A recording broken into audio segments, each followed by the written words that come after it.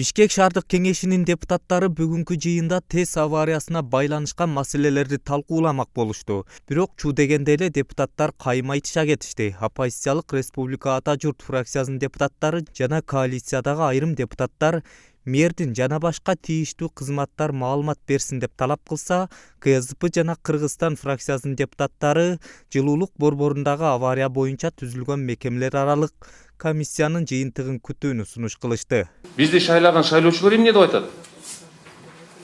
Ошон үчүн урматтуу депутаттар, бүгүнкү күндө баягы коалиция чечти деген маселени токтотуп, тем более кворум болбосо, мен сурап кетет элем төрагадан.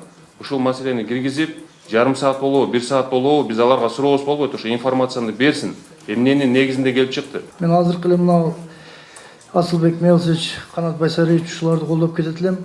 Азыр укпаганда биз качан угабыз? Эртең жай келгенде угабызбы? Тесттин вопрос. Дагы эшикте бүгүн минус 16 градус обещать этти. Кандай акыбалда тестибиз? Ошон үчүн мен мына Сиз да кошуласыз ушул суроого. Мен сөзүмдү бөлбөй турсаңыз Алмаз Муканович, до конца айтып бүтөйүн. Көптөн бери мына журналисттер кече сууп түшкөндөн бери мэрди эми көрүп атат.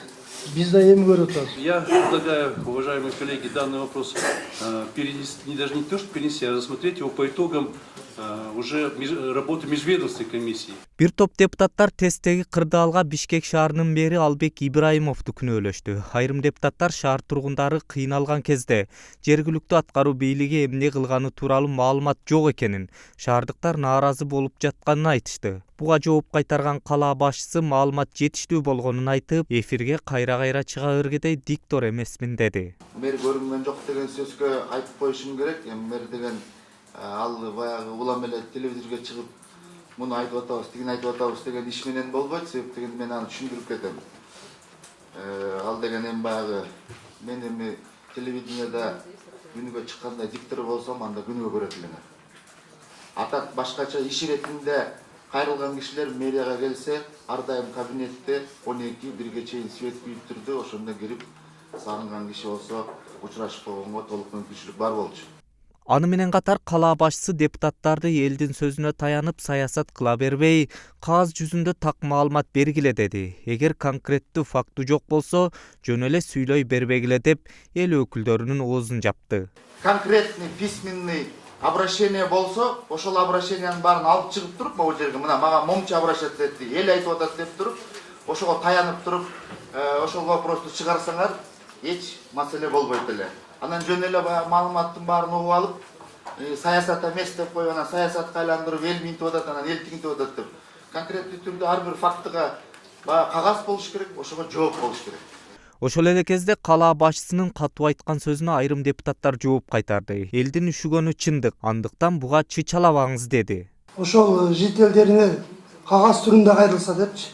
Эми миллиондуу городдо биздин шайлоочулар баары эле кагаз түрүндө кайрыла албайт да.